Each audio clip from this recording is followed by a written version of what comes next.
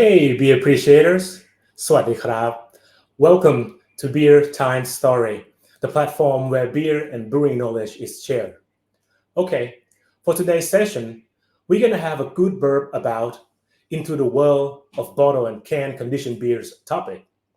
And speaking of the term bottle and can conditioned beer, to some people, it is a head scratcher. Like, what? What are you talking about, right? And to some, it vaguely reminds them of the home brews in the early days. However, just to be clear, it still exists. Now, to whom that may wonder or have already forgotten what it is, here is a brief definition of it. A bottle or can conditioned beer is the beer that is conditioned in a bottle or a can with live yeast and, if necessary, a little bit of sugar during packaging to allow natural carbonation process to occur without the use of other source of CO2. It is one of the method, kind of an old school way to make your beer fizzy. And particularly for bottle conditioned beer, there's one thing that you can obviously notice, which is a fine sediment layer of yeast at the bottom of the bottle, like the one you see in this photo. You know, the flashlight shine and you see that thin, fine layer at the bottom. Yes, that's the yeast that just, done doing its job. See that, right? Okay, you've heard me say old school and it still exists. So you can deduce that this process may not be somehow convenient to apply to today's brewing practices, but yet it is still being used somewhere in this world. If so, then you're probably right, and it is why we are all here today to talk about it with our guest speaker, who is from one of the most well known breweries in today's world that is an adopter of the use of bottle and can conditioning process in their brews. All right, here's a little bit of our guest speaker's background. Around the mid 80s, in his youth, when he was being a deadhead enjoying music and live concerts, it was also about the same time that he discovered his love in craft beer and home brewing. While others may keep their passion aside, he decided to pursue it by entering University of California, Davis, and graduated with a Bachelor of Science degree in fermentation science in 1994.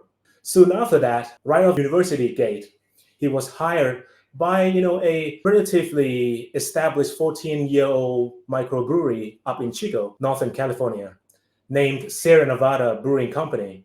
Here, he started his brewing career path, entering the world as a graveyard shift brewer.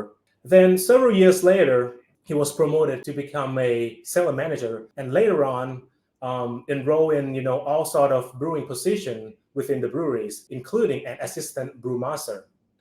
As time went by, slowly and gradually, his duty was shifted to the position that he holds to today, which is brand ambassador, the face of Sierra Nevada. So please welcome our guest speaker, Terrence Sullivan. That's very Hello, good. Terrence. That's very good. Thanks for having me. Can't wait to talk about one of the passions that we have for bottle conditioning. Some of our beers, not all of our beers, are bottle conditioned, but Sierra Nevada Pale Ale, um, our flagship for many a years, is still bottle conditioned to this day, as well as a few other brands that I'll bring up as we start going through this interview. So looking Yeah, looking forward to talking about it. for sure. It's great to see you, and thanks for joining us. It is a pleasure to have you on our platform. Yeah, I'm happy to be here. All right. So in general, how have you been? Like, are you still sitting at the brewery's bar enjoying the Yeah, post-trip beer yeah. from time to time? Well, not right now, but as soon as I get off this call, yes.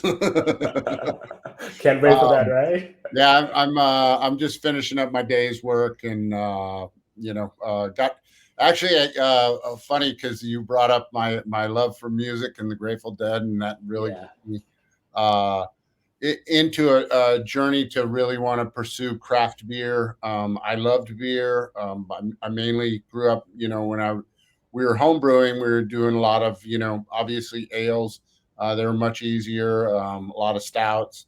We were kind of mimicking what was going on at Anchor Brewing. as Mhm. well as Sierra Nevada. But I had my first Sierra Nevada in the parking lot of a Grateful Dead concert in about 19, I think about 84 to 86. I can't pinpoint exactly what year it was. Um, but really kind of fell in love with the beer. Didn't know much about it Right. until I, some 10 years later or Mhm. 6 years later, went to university at Davis. And ironically, I just got back last night. I was in Las Vegas Oh, wow. to see Dead and Company, and I had a few pale ales while I was there, but they only have our hazy little thing in the venue, so I had to resort to our hazy The IPA. paleo. Oh, okay. But still, you had a great time, right? Oh yeah, it was awesome. It was incredible. It's awesome. The Sphere is a mainly a visual show. Mhm. The music was great, but the visuals, I don't know if you're familiar with it, but it's almost a 360 view Oh, of a kind of a light show, but it's satellite images, all sorts of really mhm. great Right. All this animation. All this. fancy stuff. Yeah, it was great. It was fun. It was cool. That's awesome. That's awesome. So okay, Terrence, can we lightly touch about your current role at Sierra Nevada, the brand ambassador? Yeah. Yeah. So I'm also in charge of what we kind of call our small brands. It's mainly stuff that we sell direct to consumer or only sell in our gift shops and Mhm. small distribution, like either right here in Chico, California, or in the case of our North Carolina brewery in Mills River, North Carolina, around the Asheville, North Carolina area. So mainly my brands are roughly 20 to 60 US barrels of Okay. beer, but they're usually um, limited release. I also manage one of our clubs. It's called the Alpha Hop Society. Right. Mainly, it features barrel aged beers and different types of barrel aged beers that we have releases throughout the year. So that's my main role. And then I am an ambassador for the company. So I fly around, not as much as I did, pre-COVID days, but starting to get back out on the road a little bit. But I'm getting older. I don't know. It's getting a little hard to get out there but I love it. So Yeah. but yeah, mainly, day to day, I'm kind of working on different brands. I'm always juggling at least like 4 to 6 different brands, but I'm deeply involved in our national release brands too. As Mhm. far as I'm on the sensory panel, so I'm tasting all of our beers daily and kind of staying in tune with our processes and as things have evolved and changed and new equipment and things like that. I'm very much involved in all that. Yeah, got it. So, is it considered to be like an innovative brewing section too? Yeah, so I work actually super close to the innovation brewing team. A lot of the brands that I kind of oversee, though they're small, it, it it it gives us an ability to look at future projects down the road that might go national. So some of my beers that we've come out with in the last 2 or 3 years ended up evolving into nationally released offerings from Sierra Nevada. So I really love working with the innovation team. It's we've really focused that our energy at the brewery in that team. What used to be 2 brewers is now a team of about 12 people, and Wow. so we can really focus on um, what we want to do, how we're going to do it, and then be able to pump out a couple different versions of certain beers to make sure that we're hitting um, the standards that we know that we enjoy here at Sierra Nevada. So Gotcha, gotcha. And just like to say to you, like, congratulations for the 30 years, 3 decades with Sierra yeah, Nevada. Yeah, it's more than half of my life. It's been an absolute joy. We're family owned. It was founded by Ken Grossman and a gentleman named Paul Camusi, and Ken was able to buy Paul out in the late 1990s, mainly because Paul was not that he wanted out. It was just kind of it was getting a little too big for him, and he had some other hobbies. So I'm cracking a beer. I'm gonna crack a pale ale. I don't know if it'll hold. Cool. Okay. But he was getting into motorsports and stuff, and so for him, it was more of a desire to kind of go venture into something else. And but he was instrumental in founding Sierra Nevada along with Ken. He had some good homebrew chops, and as well as Ken. And when they met each other through Ken's brother, and Paul moved to Chico, they started brewing together.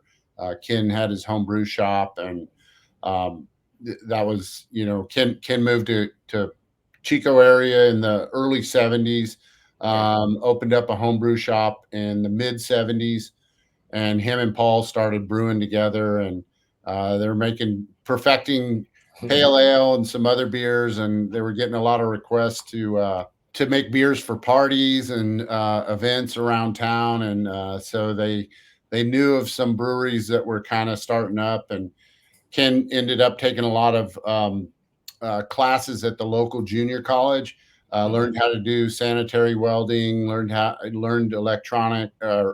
electrical, learned refrigeration and all those kind of things. We were fortunate in those days, or they were fortunate, I wasn't here yet, but that there was a lot of used dairy equipment in the area. There's a lot of dairy still up in this area of California. So they were able to kind of pick up some used equipment at very cheap prices, and kind of hodgepodge a little small brewery that we actually still own. He ended up selling his original brewery to Mad River Brewing, which is up on the coast of California.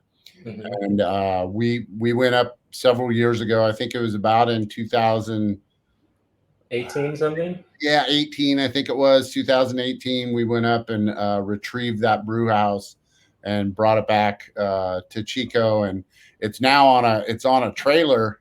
Kind of a cool story is we were gonna, right when COVID hit, we had this plan. We were gonna drive it around the United States and go to our friends' breweries and brew in the parking lot, and then give them the wort, the bitter wort that they could ferment and sell at a later day. But of course, COVID put a big kibosh on that, and so we ended up. We had the trailer, and a gentleman that I met, I found out that unfortunately his brewery burned down. It was up the road from Chico, about an hour's drive east of Chico in the mountains, and they had a fire that jumped the fence, ended up catching his brewery on fire, and so he didn't have a brewery for several years. And so we actually let him take that trailer up there, and he was able to brew beer for about 2 years to keep his business afloat. And he just returned that this past fall. So we have it, and we're thinking of ways we can use it and have a good time, and invite some people out for brewing in the parking lot, or brewing in the. We're talking about going out into some fields. There's a lot of agriculture that's grown around here, and we're talking about going to some peach orchards and brewing up some beer and chucking some peaches in there and doing something fun like that. So yeah, I bet that brew house is gonna find the happiness again. Yeah, for sure. Right. Okay. All right, Terrence. Before we lean to today's session, I would like to hear, a bit of the story or found memory of yours, working with Sierra Nevada in the early day of your careers. I find some pictures, interesting one. Okay. Yeah. So I think that that first one on the left there, That is my first year at the company. Oh, really? And Oh, yeah, that was in the fall. So I was invited to go to Hop Harvest. My first, well, 6 months working here. hmm, Got to go to Hop Harvest and pick out or help pick out our hops. And I never experienced anything like that. And that that truly changed my life. A lot of people ask me what my favorite beer is that we make, and it's Celebration Ale. And it was all uh, from that particular trip that I went on. Because one of the things that we do when we make Celebration Ale, so it comes out in the mid October and sells through until New Year's. And when we make that beer, we only use the freshest hops. And so we call it a fresh hop IPA. A lot of people in the US consider a fresh hop beer to be brewed with actually wet hops, so right off the vine and never kilned and dried. yeah. But we make a beer called Northern Hemisphere Harvest Ale that actually uses those types of hops, and we call it a wet hop IPA. And we call our celebration a fresh hop IPA because we don't actually brew it until we have the freshest hops from that calendar year to bring down to Chico, and we start brewing it. And it's a process that it's a little hard to explain, uh, but but it's like true passion and true love, because you're literally rubbing the hops and picking out the hops that you know are going to go into that year's celebration ale. You're anxious to get them to the brewery. So as a brewer, right after this trip, I got home and I'm literally the next week I'm making hops with the or sorry making beer with the hops Hmm. that we just rubbed the week before, and we're throwing those in the kettle, and that the the the aromas around the brewery are absolutely amazing because we're getting these trucks in and there's bales of hops. So we still to this day use whole cone hops on our core brands of beer. So Hmm. anything that's kind of newer that comes out, we will have resorted to pellets and lupulin, powdered form of hop, but we still hold true to whole cone hops.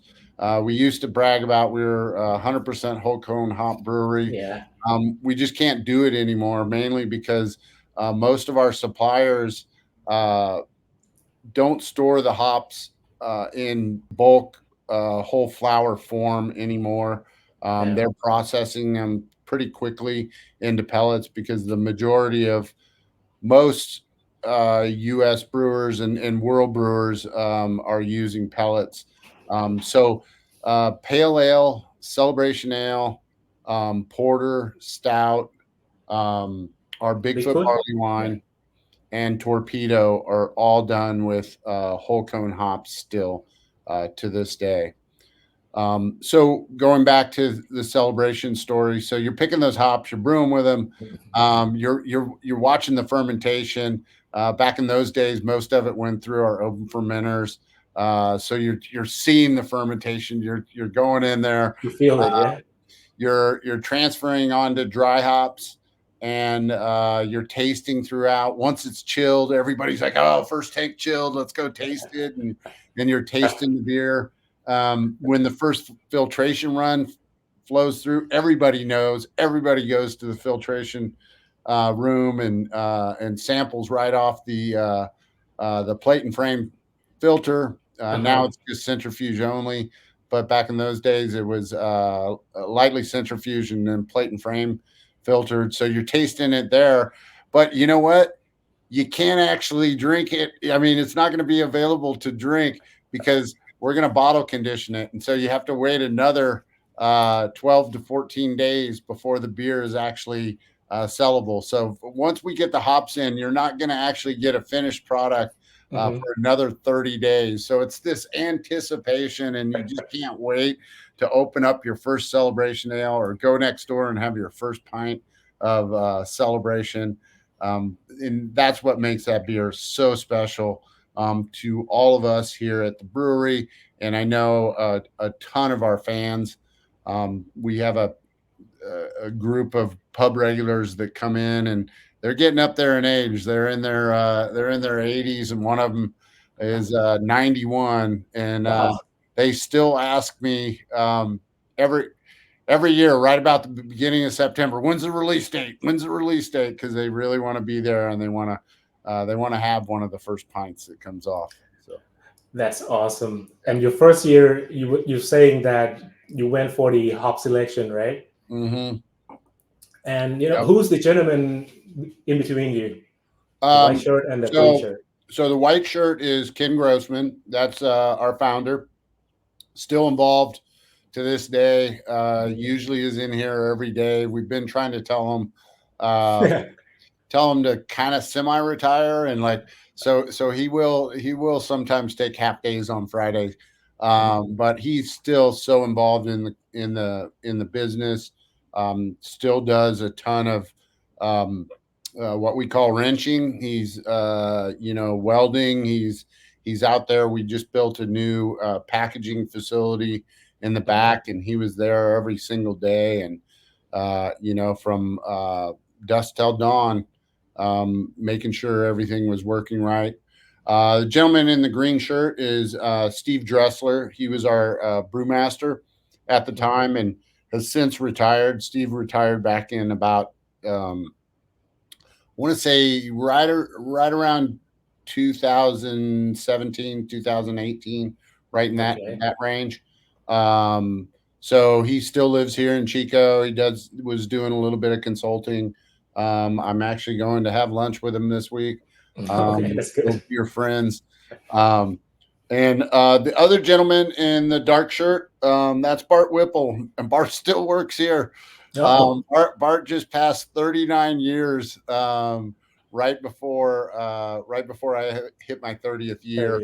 And Bart now does he helps handle all of our raw material purchases, mainly on the brewing side. So grains and hops and whatever we need for the brewing process is what he handles. So all right. he said he wanted to get his 40 years. It'll be our first 40th employee other than the owner. So. Right. That's amazing. Mm-hmm. Okay, thanks for sharing the story. Yeah, and then those other two pictures. So the top one is the actual outside facade of the brewery in Chico, California, and then those two kettles were the kettles that Ken went and bought in 1985 in Germany. He paid scrap copper prices for that brew house. Him and his buddy went over there. Kind of cool thing was last week I spoke at there's a grocery store supermarket in California called Safeway, and they really put Sierra Nevada on the map. Back when Ken was in a small little brewery, the head buyer for them that bought beer and alcoholic beverages, his daughter went to Chico State, and he had seen an article in a San Francisco newspaper about this little small brewery in Chico. And so he's like, I got to go check it out. And he came in and met Ken and met everybody, tasted the beer, and, asked him, hey, can I get this for my stores? And Ken was honest and said, no, I can't make that much. Can't make that much beer. And so he said, hey, if you ever expand and you get bigger, I'll put you in every one of my stores. And he held true to what he said. And that was about the time Ken decided with his buddy that they would go to Germany. And at that time, little small breweries were being bought up by larger breweries. So there was a surplus of used brewing equipment. And so that's why he was able to purchase this brew house for scrap copper prices. And so we still brew on that same brew house that was built in the 1970s. I think the stamp on it is 1972. And the bottom of the kettle is about to fall out. So Okay. we have a project. We're gonna replace that and put a steam calandria inside of it. But I spent many hours on that brew house. Lots of hard work, lots of love. Mhm. Lots Even of polishing beers. the kettles, cleaning the outside or cleaning the inside. Um, that was my home as a graveyard brewer. I was all by myself, and I was it is I don't know. Can I cuss on here? Yeah, sure, please. Okay, yeah.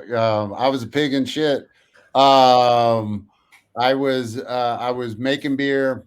I was just really uh, passionate about it and just loved learning, especially from my coworkers, learning all aspects of what we did, trying to immerse myself as much as possible, and it's turned into a lifelong dream and amazing job.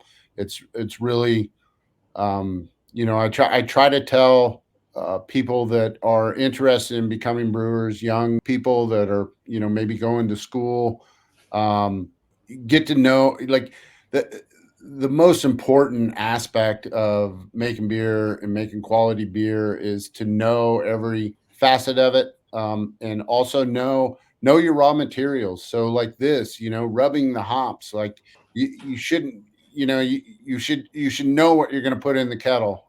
You should be, even to this day, in our sensory part of our sensory panel is when we get rail cars of grain, we get a sample of the grain and we actually look through it, we chew it, we Mhm. evaluate it. We do have analytical data, but there's something to be said about your senses, especially like working in a brew house. Know the sounds of a cavitating pump, know the sounds of a motor, and know the aromas, know the smells. It's so valuable, and can really save beer and save time, save money. Just just really paying attention and that attention to detail, and get into it, love it. I have a 21-year-old son that is getting ready to go. He's going to junior college, and he'll be going to university Uh-huh. this next fall. And I just tell him, like find something you love, because if you're gonna, especially in the U.S., you got to work your ass off to get to a point where you can retire and retire comfortably. And so, why not do something that you enjoy doing? Because life is too short to sit in a day-to-day grind where you really don't enjoy yourself. So Yeah. Got you. And 30 years and counting, right? yeah, and that thing, you talked about going to the pub is like that is my reward. That to know, the fruits of your labor, like to go next door and have a pint and know that you had a hand in making that beer in some way. I mean, everybody, I say that everybody here at the brewery has some sort of stake in the beer that we pour and the beer that we sell. Whether you're an accountant that count, as we say, count beans, Mhm. um, or you're sweeping the floor, or you're adding hops, or you're making the final decisions on a packaging. Everybody makes a decision that matters to our final beer that's on a shelf or on a tap in a pub. So Right, right. Gotcha. Thank you. Thank you. Okay. Let's dive into today's session. okay. Um, so, Terrence, I think let's begin with, by talking about the mechanism and general process of bottle and can conditioning. I mean, how does it work, and how does it make the beer in that small package fizzy? Okay, so I'm gonna go a little back. So in why we do it. Okay. So some of the early years of Ken and Paul making homebrew, and they were starting to bottle it. And at that time, they had what was called barback bottles. You're too young to know what that was. No. But in the U.S., bottles were all returned to the brewers. So you distributed your bottles. They came back to the brewery. You cleaned them and you refilled them. Everything like perfect recycling back in those days. That was recycling. And then as recycled glass started to take hold, of course, recycled glass and glass manufacturers wanted to cut corners and I shouldn't say that, but yeah, kind of. Glass got thinner. It couldn't handle, you know, being slammed down on a bar, maybe falling over, so breakage and stuff like that. So large breweries started to go to recycled glass. So at the time when Ken started the brewery, he wasn't planning on doing keg beer. He was going to only do bottled beer because bottled beer was the class act. Keg beer was very difficult. Most of the bars in the U.S. at that time maybe had one or two handles to serve beer. So you weren't going to get into any account because it was either Bud, Miller, Coors, or if there was a large regional brewery, they would be serving that. I remember in my early youth going to San Francisco, and you can find Anchor a lot, but you couldn't find Sierra Nevada much on tap. And those things changed. But his early days of home brewing, he knew he couldn't package the beer well enough without having some sort of ability to scrub the oxygen as he was bottling it. And so he started bottle conditioning as most people do, same as champagne's made. As you mentioned earlier, you're going to add a little sugar, you're going to add a little bit of yeast, you're going to store it at fermentation temperatures, whatever that may be. For the particular brand that you're doing, we generally stick to we ferment at 68 degrees, but our bottle conditioning takes place at about 62 degrees or right at 62 degrees Fahrenheit. Sorry, that's about was that 16C. Yeah, yep. 16C. So that takes about 10 to 14 days for that process to take place. We do have some carbonate. So he did it early on to avoid any oxidation to the beer.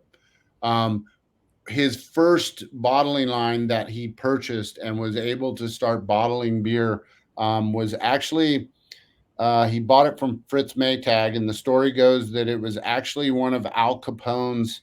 I'm not sure you're familiar with Al Capone, Scarface, but the mobster. It was one of Al Capone's bottling lines that he had, and Ken used that, and it was originally designed to be a soda filler, so it had no way of evacuating the bottle. He couldn't purge it with CO2 or anything like that. So in a sense, he was doing the same as home brewing. So he continued to bottle condition at that time. Story goes back in the day when Sierra Nevada was, and I actually worked with a guy in the Bay Area that went to school at Chico State when Sierra Nevada first started. And they said that back in the day, you showed that picture. Let's see if I can get this right. Oh, I might have to turn the backdrop off. But anyways, it would have almost a quarter of the bottle would be yeast. So we've shored that up over the years. But my friend said, sometimes you would get a keg and you would pour 10 pitchers and it was all yeast. And then finally you would get beer, but it was good beer. So anyway, so he was doing that. And so the way it's evolved and the way it's changed is we really manage the amount of yeast that we actually add. So we're looking at our brinks. So our brinks that store our yeast, we know the cell count of those. And so we're pitching at a rate so that we're about a tenth of what fermentation pitch rates are. So we're roughly about 1 million cells per ml pitch rate on our beers. So it's a very thin layer, but it does the trick. And so our beer, whenever pale ale or anything that's bottle conditioned, is filtered cold. Mhm. We strip everything. Well, we centrifuge, so there might be a little bit of yeast that gets passed, and then it goes through a plate and frame, or sorry, not plate and frame. It goes through a heat exchanger to heat the beer up to our desired temperature. So it's 62 degrees. It roughly has, if you've ever had cask conditioned beer, it roughly has about that much carbonation. So it's about Mhm. two volumes of CO2 um, in solution, maybe 2.1, sometimes 2.2, but right in that range. So it's very similar to the carbonation levels you would find on a cask conditioned beer. And we're going to add the yeast in, and then we're going to add sugar to get it to bump up about a half a volume of CO2. Mhm. So it'll come up to about um, 255 to 265 is our desired CO2 level on our bottled beers or canned beers. Because pale ale in a can, I got somewhere back here. I don't know if Yeah, you. Anyways, can see the shape. anyways, the can, same thing happens. So so with that, we're now going to package. We've designed in the early days. We had our bright beer tanks, or our tanks that we stored that we are going to package out of. Mhm. They had big impellers inside, and so we were constantly mixing the beer so that from the first bottle that comes off the line to the last bottle, it's going to have the same amount of yeast um, consistently throughout the entire packaging. Nowadays, with some of our newer tanks that are conical bottom, we come off the bottom of the tank, and then we have a big tangent arm that comes in the side Okay. that makes sure that the whole tank recirculates prior to packaging, and we do it that way. If there's ever any stoppage or anything like that, we make sure we remix the beer and get all the yeast up into solution. So that bottle conditioning process takes roughly 10. Well, we taste it on day 10 to confirm that, all right, it's moving towards the desired flavor profile, and then we release it. And usually it sits in the warehouse another 2 days before it actually goes on a truck and starts getting shipped out. Now, higher the alcohol level, so you get, pale ale is 5.2%, or sorry, 5.2, 5.6% alcohol. Celebration a little bit higher. Um, that's coming up in 6.8. And Mhm. then our Bigfoot barley wine, which is pushing 10% alcohol. That one will take longer. That one sometimes it's 21 days. Also, too, is temperature is a huge thing, especially when we're going into bottles. That's what I've noticed throughout the year. We always every year it goes through sensory, um, and someone says, "Oh, these are green; they're not ready," and I inevitably you can look right back on the calendar and you can go, "Oh yeah, that was bottled 10 days ago when it was 32 degrees outside." Or Okay. in the case of Mills River, our warehouse is actually warmed in Mills River so that the bottles don't get, because back there you're in the mountains of North Carolina. It's not unheard of to get below freezing temperatures Oh yeah. on a regular basis. So sometimes it'll get down into the 20s, and you can't afford to have your bottles. That mass of glass is going to hold all that temperature. And then Yeah. that only 12 ounces of beer, it's going to cool that down into the 50s. And what we what we find with our beer is that during bottle conditioning process, the yeast is naturally going to produce some diacetyl, Mhm. so buttery, what we call the Butterscotch. movie Yeah. popcorn. Yeah, Mhm. butterscotch. It'll produce those characteristics which are undesirable in our beer, and we do not want them. But you definitely that those characteristics will come through on that day 10 if they went into uh, a cold bottle. So we have to account for that and wait a few more days and then taste. a couple days later. Also, too, we're running analysis and checking CO2 content, make sure we're developing the CO2 during that conditioning time. Got it. So basically, the first thing I can extract out of this is the bottle conditioning process is actually you restart the fermentation, right, in the small package, but then Yes. you capture the produced CO2 Yes, just to correct. make it carbonate the beer. Correct. Yeah, and we actually we mimic that process during normal fermentation. during normal fermentations for some of our other beers. We'll actually what we call bung the tank, where we'll close the tank off and let it naturally build. Like when it's down to about the last To Plato?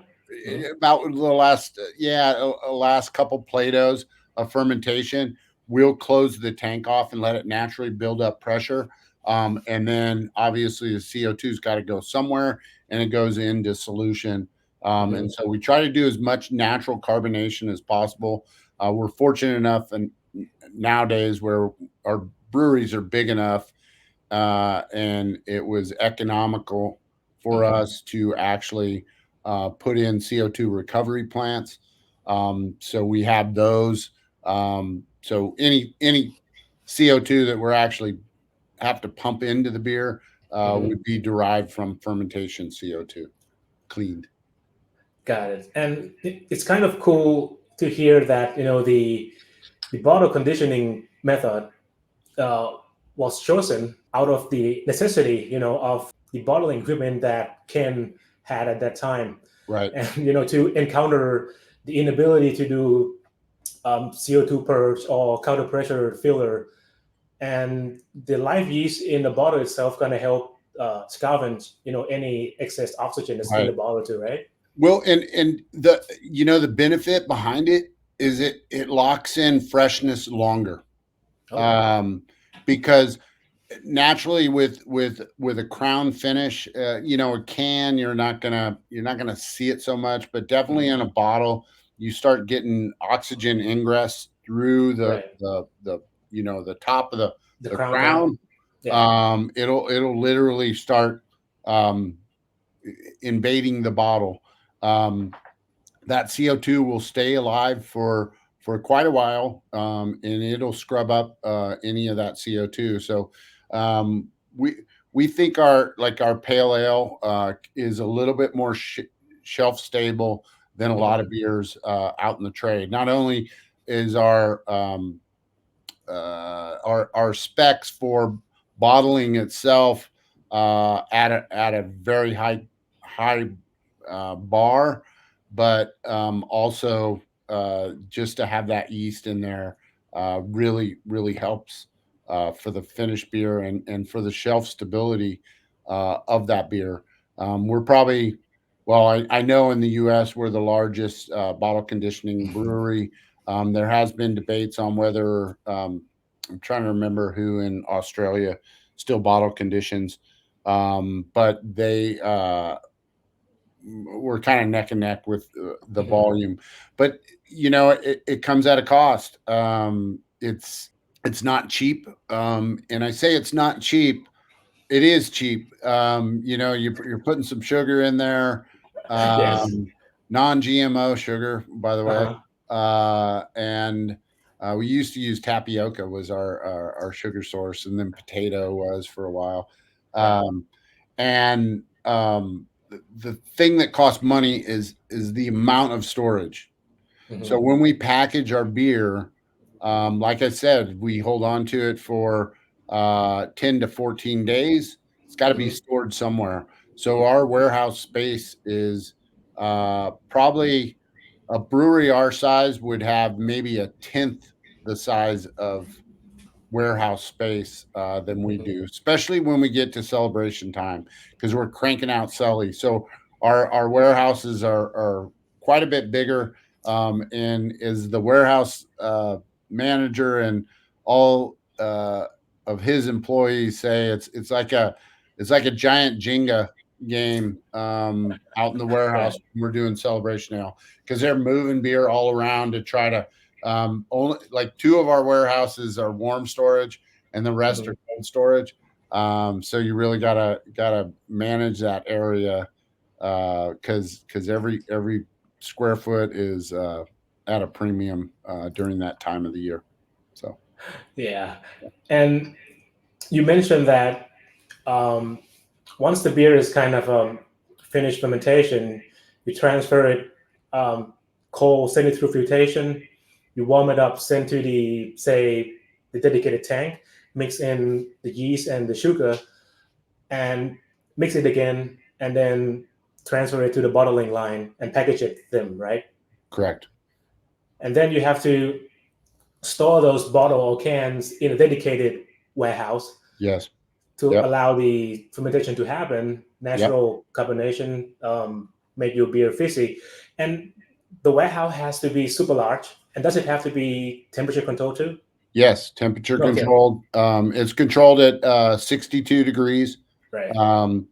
So and it's going to stay there until we release it, and then that beer is going out out into the trade after that. Right. So that's the expensive part that you say. The expensive part is the real estate. Yeah, definitely. Yeah, it's not. Believe me, so back in the day, this was probably right when we were building in 1997 into 98. We didn't have enough fermentation space for all the pale ale that we're making and celebration ale. So in 1996, we actually only partially distributed our celebration ale. So celebration ale never made it past the Mississippi River so West Coast to the Mississippi River. It did make it past the Mississippi River, except for one account in New York that wrote us this huge letter and begged to get 6 kegs, and we were able to sneak 6 kegs to this one account. And still to this day, a loyal account of ours still pours pale ale all the time and still has a celebration release party when they get the first keg. That's cool. But yeah, we couldn't produce enough, so we built the other brewery, and I can't remember where I was going with that, but I had a good story with that. But anyways, when we built that brewery, we were able to increase our capacity for celebration ale and pump out some more Celly, and obviously more pale ale at that time. So got it. And before we continue with sorry, please.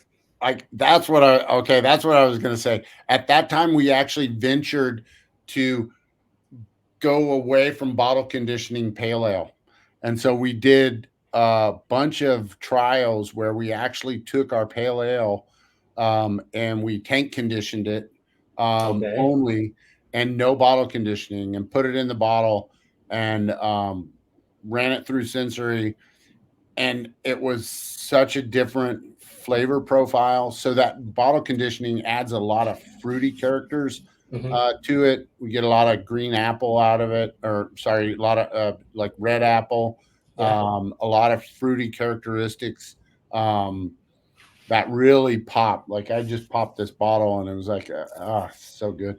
I wish I had one. I know. So that made us think that no way, we can't go away from bottle conditioning. It's just too important to our brand and too important to the flavor profile of our beer. I mean, we got enough hate mail when we went to a pry off crown from a twist off crown. Had we ever gone away from bottle conditioning, I think we maybe be out of business by now. But I exaggerate a little bit. But. Okay. Yeah. Before we continue, with the next question, I have a photo, I think, of Sierra Nevada first bottling machine. Oh, okay. Okay, so let's have a quick look at it. Oh yeah, that's actually right? that's the labeler. The labeler. Okay. Yeah, that's the labeler. Now I'm gonna go. I want to go brain dead on here. That's a world tandem. It's called a World Tandem Labeler. Okay. And we have one of those. We have have you ever heard of Allagash Yes. Brewing? Yeah. So Yeah. Rob Todd, who we've become really great friends with, and Ken was a huge inspiration to him to build his own brewery and to start from scratch and make beers the way he used to homebrew. And he knew that Ken just loved the World Tandem Labeler because they were essential. And I mean, like if you walked into a Budweiser plant or a Coors plant, they would have one bottling line would have 50 of these lined up, and all the bottles would like separate, and then all the labelers are running, and then all the beers coming back and now getting put into boxes, six packs, whatever. And they're archaic, to say the least. And Ken would tell the story that, and you see him, he's got a hammer in his hand because that was probably the best tool to use on that machine. And he said inevitably every World Tandem Labeler, 1 in 10 bottles was broken, slapping the label on, because they would kind of get this little hiccup, and then the arm would come through with the label, and it would just put it right through the bottle, just slam them and break every one of them. He said there'd just be a pile of glass at the end of the day underneath the thing. But yeah, so that's a World Tandem Labeler, but that's not much. The bottling line he had is not much bigger than that thing right there. It was tiny. I think it had like 9 heads on it. And those were some of the original heritage bottle. So Ken started with the long neck bottle. So that's whenever he first started having to resort to using recycled glass to make his bottles. And those that might be listening that know anything about the early history of craft beer in California, most small craft breweries in the mid 80s were all using the same mold glass that Anchor Steam was using. And he actually points to the fact that they really wanted to have a bottle that stood out and looked different than everybody else's bottle. And so he found what was called the Heritage Mold. And he went with the Heritage Mold bottle. And it just looked different on the shelf. It didn't take it. It was just different. Everything looked the same, maybe different labels. But this had, it wasn't long neck, but it was just nice, short, squatty bottle. Perfect for the hand, and perfect for drinking right out of it. Even though we tell everybody but you got to pour it into a glass. And I agree with that. To a point. Every once in a while, I want to open up a bottle and hold the bottle in my hand and drink straight. Enjoy it, right? Yeah. And those 4 beers are Sierra Nevada 4 original beers, right? Yep, that's 19. That picture was taken in 1983, maybe 82. But those 80. So the stout was the first beer he ever brewed and sold, and then it took him 10 batches of pale ale before he got the recipe that he wanted, and so then he started selling the pale ale. Porter followed that, and then in 1981 was the Celebration Ale. I don't think that's the Celebration, because the Celebration label changed a little bit, because it was tall neck. But about 83, he was starting to go to these heritage bottles. Got it. And all of them are bottle conditioned. Yes. Now I will admit we discontinued the porter and the stout, and those go into cans, and it actually comes out of our pilot system, and we don't bottle condition them or can condition those anymore. Just out of necessity, and the fact that they were discontinued for enough years that people won't remember what the bottle condition tastes like compared to the now. If Ken listens to this interview, he's going to come back and he's going to go, you know what, I want those can conditions, so you need to start doing that. Bring it back. Yeah. Got it. All right. Okay, let's move on. Next, turns, apart from, having a specific packaging techniques and device, um, does this bottle and can conditioned beers require any special care in terms of QA/QC? Mainly temperature. I mean, Hmm. temperature is the one. Like we monitor our warehouse temperatures. The one like I told you is like only in Chico is. I've always said, we need to start storing the bottles inside to give us a little bit, and they are mainly stored inside. We have a Right. kind of a holding bay, and then the holding bay we bring it inside, and it's just not insulated. So it tends to kind of carry the same temperature as outdoors. It's enclosed, but it's just it's not heavily insulated. So really temperature. We've I wouldn't say we've really had problems, but one year we had some issues with bottle conditioning, and it turns out that we were kind of early micro work that we were doing. We actually isolated the wrong yeast, and it didn't bottle condition. We're like, oh shit, we were in trouble. And we ended up. So that was back in probably I think 1995 ish, right around that time frame. And it was a oh my god moment, and like, let's go back to the drawing board and do what we were doing before. Um, uh, so anyways, we had picked some colony, and it might have even been a wild yeast that we picked, but it was a nice smooth Hmm. and so I think we ended up like grabbing the wrong yeast at that time. So but we keep a full bank of yeast. Yeast health is very important. We we tend to try to use the well, we do. I shouldn't say we tend to. We use the freshest harvested yeast for bottle conditioning. Hmm. So as pale ale sales have kind of they've declined. And like I can be honest, like they've declined a little bit over the last, obviously 10 years. It's Yeah. definitely diminished. But we really have to plan out when we're going to actually package pale ale based off of our harvest schedule and based off of when we're pulling yeast off of tanks. Because what we will do is pull the yeast off of the tank the very next morning. That's bottle conditioned yeast, and then at that point it can go and it can be used for fermentation Hmm. purposes for other beers, or whatever beers coming down the pipeline to actually um, to brew and ferment. Hmm. So that being said, really fresh yeast.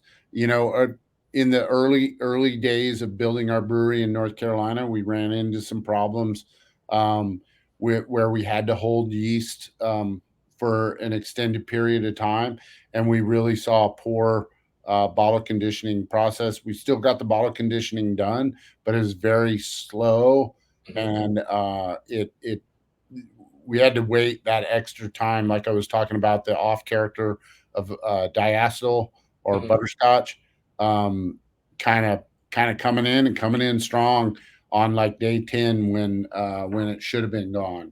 So we've had those problems before, but really maintaining temperature, maintaining a fresh yeast culture. If you're home brewing, and anyone that might be listening, like you can pull the yeast off the bottom of this bottle Hmm. and use that, um, and propagate it up and use it for your home brewing. Um, I mean, Chico or California ale strain. That's generally speaking, that's Sierra Nevada pale ale yeast. There's no secrets there. Hmm. Um, so um, yeah, just the freshest yeast you can possibly use is ideal in maintaining that temperature. Right. And are there any other, like go no go tests before you decided, okay, the beer is done fermenting, the CO2 volume is okay, no problem in the sensory, we can just send it out of the gate? Ours, all our bottle conditioned beers are analytical CO2 is checked, sensory is checked, and micro. Oh, So and micro too. that's our standard testing for release. I The C, the S, and the M hold. That is our that's our key. When we pass all three of those, let's go. let's go. Get out of the gate. Yeah, let's go to market. So yeah. Okay. Okay. Yeah, Um, one of the things too is I'll point out that what I've noticed over the years too. So we used to, and we don't do it anymore because mainly we ended up wasting so much beer. mhm. We used to Chico in California. We used to take pale ale and we would condition it in kegs like the ones you see over my shoulder. Oh yeah. So those are half barrels. So those are 15.5 gallons. We would make pale ale for our pub only that was keg conditioned, and we called it keg conditioned pale ale. Mhm. Everything that you buy out in the trade now of Sierra Nevada pale ale that might be on tap, that's our draft style. So it Mhm. has no conditioning in the keg. It's conditioned in the tank, lower ABV. It's got like 5% alcohol, just a hair lower IBUs and a little hair darker in color. Mhm. Um, we mainly made that back in the day whenever we were first starting to go into a broader distribution area. Mhm. We got a lot of distributors in Texas that really wanted our beer, and so at that time the laws in Texas wouldn't allow a draft beer over 5% alcohol. So that's Oh. mainly why we actually, and that was the first thing. Like he never made keg beer because you couldn't buy kegs.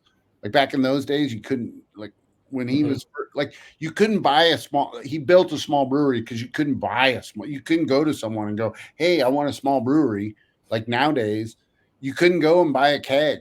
I mean, well, he couldn't afford to buy a keg, and if he bought a keg, they were all Golden Gate kegs. So they had a Mhm. tap at the bottom of the keg and a tap at the top of the keg. Or sorry, CO2 came in from the top and beer came out Yeah. the bottom.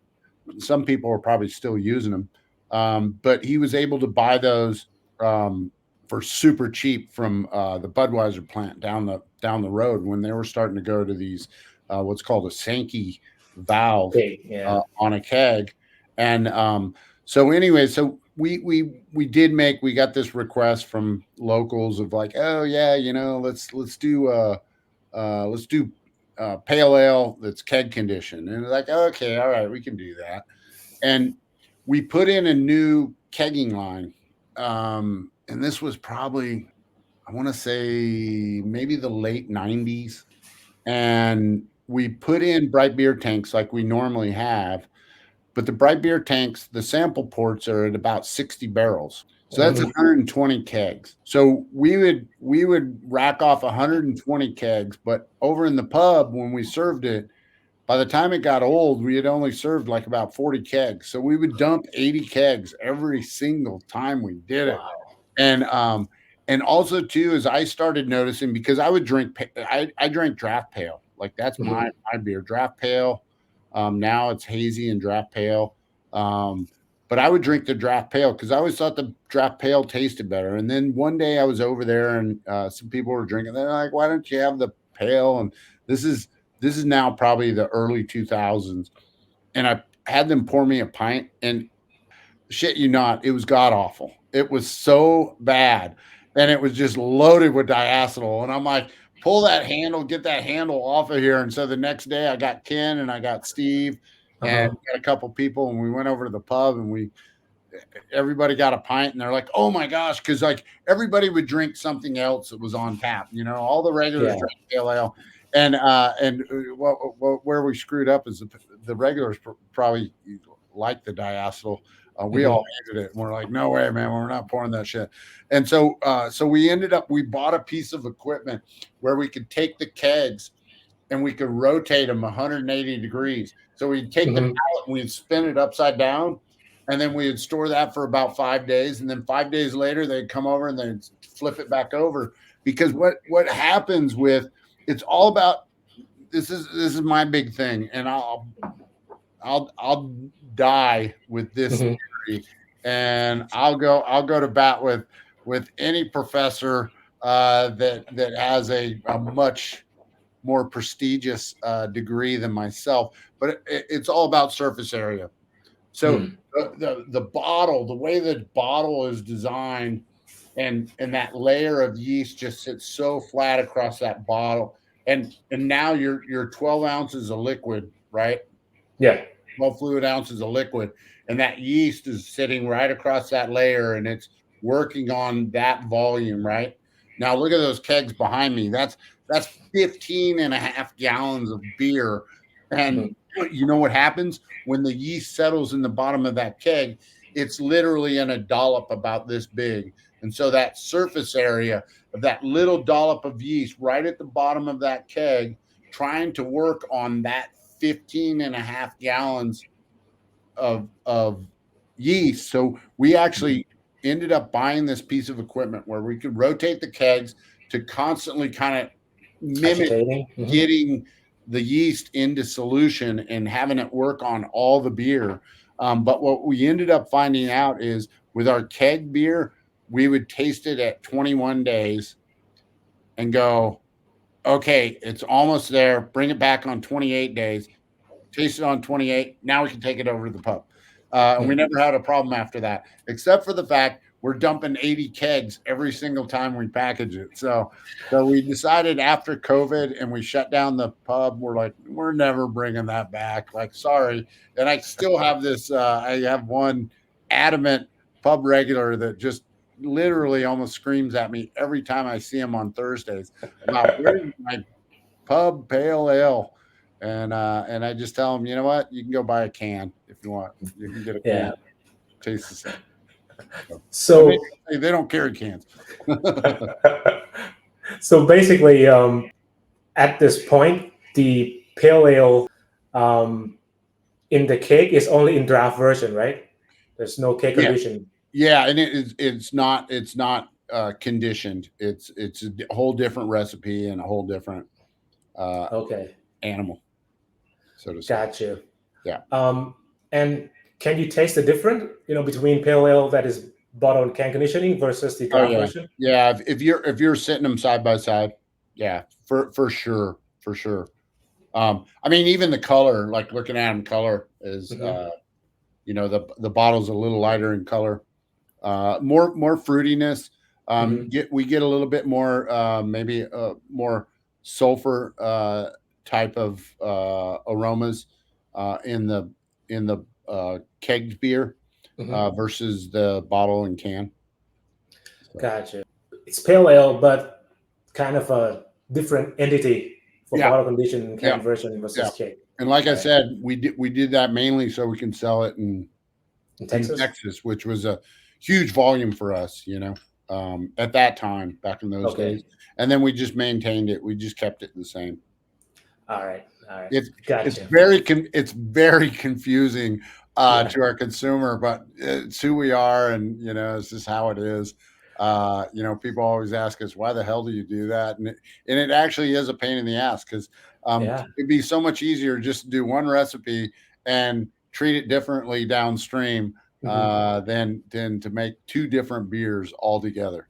Yeah, But it is what it is, right? I mean, it works out. it's Sierra Nevada. It's what we do. We always say we don't always do the uh, do do the best thing or the smartest thing or the most economical thing, but we do the uh, we treat it the best we can, and we make the highest quality beer, and that's what our main focus is. Okay. I mean, to the last question. In fact, for our viewer, this may surprise some of you because Sierra Nevada, I mean, the brewery actually has tons of beers in their portfolio, not just pale ale, torpedo, and celebration that Terrence mentioned. And here is some example of it.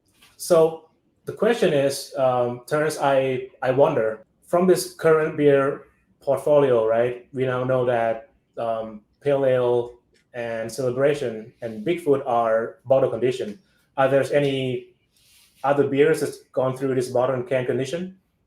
Um, the pale, well, not anymore, porter and Mhm. stout, Yeah. but pale ale, celebration ale, and Bigfoot barley wine. Those Three are of our them. bottle conditioned beers that we do now. Everything else that we put out as doesn't go through the bottle conditioning process. Got it. And the thing that I like stuck in my head is that, why does Sierra Nevada, still walk down this bottom can condition road for all this beer? I mean, that three beers to this day. I think kind of going back to what I said earlier is flavor profile. It really does, and the shelf stability. Especially pale ale, a little bit more delicate. Like I don't know if you're familiar with Russian River Brewing, but Vinny Chilarzo, he always gives us kind of a bad time because we use caramel malt Yeah. or caramelized malts in like some of our really core beers and over the Mhm. years. And but that's what Ken grew up on. That's what his beers that he grew up on were English style pale ales, English style IPAs. Um, Ballantyne's Yeah. had some caramel malt, so he knew that's what he wanted, that sweetness and that flavor in his beer. Sure, sometimes hampers, age characters, right? Yeah. Can kind of come from those caramelized malts, and that bottle conditioning process probably helps a little bit in that to like preserve and increase the shelf life of especially Sierra Nevada Pale Ale, Mhm. Celebration Ale as well. Bigfoot barley wine, we all know that the alcohol content and the hop profile of that beer actually benefits from some age. It's great when it's fresh. Mhm. I like it when it's anywhere from about 8 9 months old to about 18 months old. All right. That's whenever I think it really hits its wheelhouse. Um, but yeah, I think it's flavor profile would change so much without that bottle conditioning, and again the shelf life of pale ale. It probably adds a good in my opinion, a good 30 days Mhm. if it's stored properly. Kept cold in a dark place. Mhm.